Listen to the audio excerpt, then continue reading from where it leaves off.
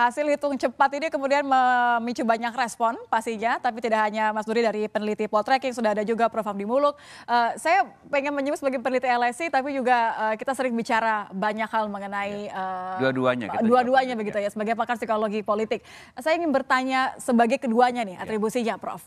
Kalau Mas Duri tadi mengatakan ya ini sesuai dengan yang terakhir, Poltreking boleh karena ada komparasi data. Kita sering bicara loyalitas pemilih terhadap pasangan calonnya ini sepertinya tidak akan berubah. Tapi tetap ada penambahan sekitar berapa? 3-4%. Bagaimana Prof membacanya? Sebenarnya tidak terlalu mengagetkan. Jadi kalau kita bisa men-tracking ke belakang survei-survei, saya juga pernah. Seberapa jauh nih kita menariknya ke belakang? Saya pernah sebelum punya survei seminggu sebelum hari H ini, gitu. Tapi tidak kita publikasikan. Itu angkanya kan juga sudah nyentuh 52. Oke. Tapi kalau 52 saya masih bilang debatable. Enggak. Pasangan calon lain Membacanya masih begini. bisa bilang. Karena dalam setiap jajak pendapat itu selalu margin error 3%-an. Jadi itu bisa 52 itu sesungguhnya sudah 55, oke, atau ke bawah. Jadi plus minus. Oke. Jadi bisa itu sebenarnya 55 pada kenyataannya. Bahwa ternyata hari ini membuktikan 57, kan dekat-dekat. Ya.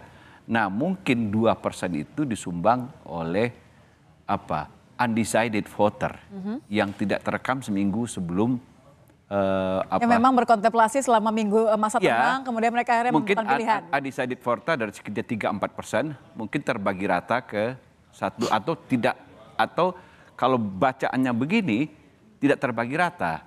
Undecided voter banyak kayak 02. Itu cara membacanya. Jadi hasilnya sebenarnya tidak terlalu mengagetkan begitu. Nah satu lagi ya, bahwa ternyata preferensi pemilih itu kan sudah terbentuk jauh-jauh hari. Bukan 2-3 hari menjelang hari H. Artinya kejadian-kejadian setelah betapapun hebohnya, mungkin kemarin banyak orang menganggap misalnya, ada film Dirty Vote gitu, dan diasosiasikan akan memukul suara 02, karena penyataan kan tidak. Berarti karena loyalitas yang sudah terbentuk sejak jauh-jauh hari gitu loh. Jadi 3 hari terakhir itu yang tidak banyak lagi mengubah pilihan. Itu bisa menjelaskan kenapa hari ini misalnya kita cukup yakin bahwa dari hasil secara rata-rata, kita lihat inilah koherensinya, kesamaan dari berapa ini lembaga yang melakukan hitung cepat, lebih dari 15. Sepertinya ada ya. Yang kita tayangkan ini paling tidak 7 lembaga survei. 7 lah, tapi kita lihat di televisi lain kan juga ada gitu. Jadi sekitar 10 lah.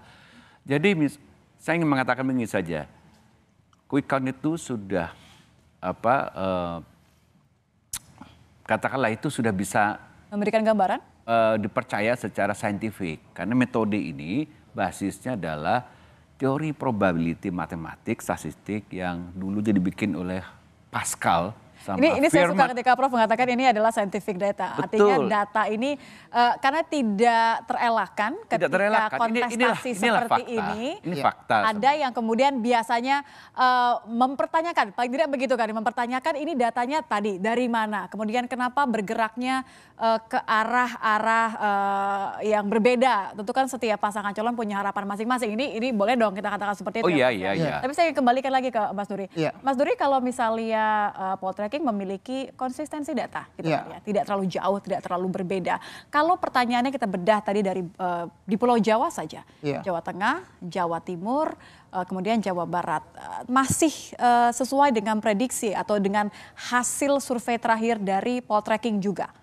Untuk Pulau Jawa ya. Jadi data di Pulau Jawa, secara khusus di Jawa Timur, Jawa Barat, kemudian Jawa Tengah, kita lihat datanya memang tidak terlalu jauh berbeda kayak gitu dengan hasil survei kita gitu.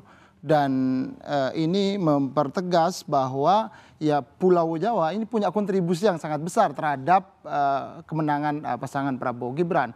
Tentu secara khusus di Jawa Timur karena sangat signifikan ya, 66 versi quick count Poltreking begitu.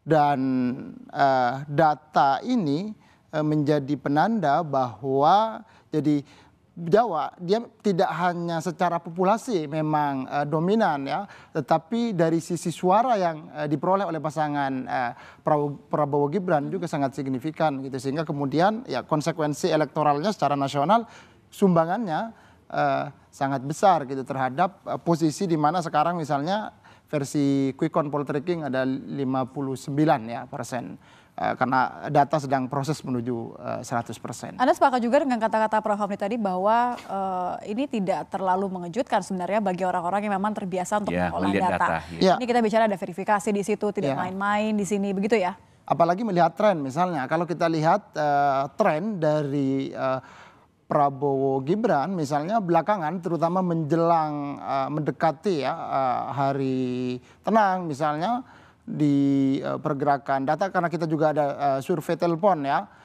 memang tren kenaikannya itu cukup signifikan di injury time, sehingga ini juga yang punya konsekuensi saya kira. Kalau kita lihat dari data survei poltreking, pergeseran tadi disebut oleh Prof. Hamdi misalnya di undecided voter, benar di sana kontribusi suara ke Prabowo Gibran juga cukup signifikan, dan di pemilih Ganjar Mahfud ternyata pemilih swing yang ada di ya. Oke, ini dia harus saya konfirmasi. Ganjar swing Mahfud voters atau memang kemudian undecided voters? Ini kan kemudian kita beberapa kali membicarakan hal ini ya Prof ya. Apakah mereka memang yang masih kalem-kalem aja karena nunggu momen gitu, atau ya tadi swing? Karena kalau swing ini kan kita bicara pemetaan yang lain lagi, Prof.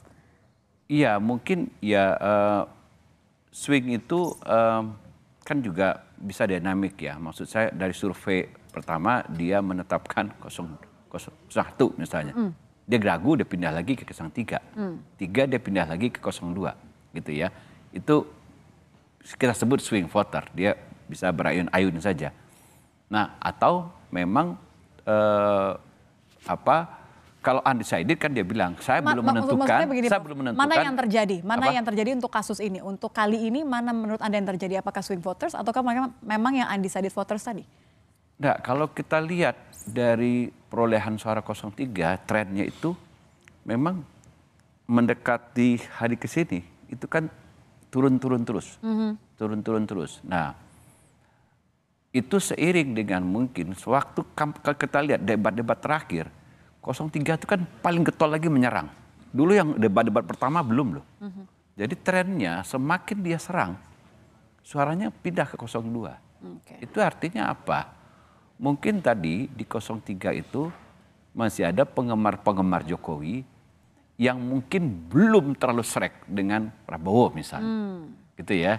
Jadi dia masih melihat nih, oke, saya kata masih bisa nyaman di 03. Ketika Jokowi diserang terus, ini migrasi dia. Jadi itu bisa kita katakan swing voter kan. Jadi swing voter bergerak ke 03.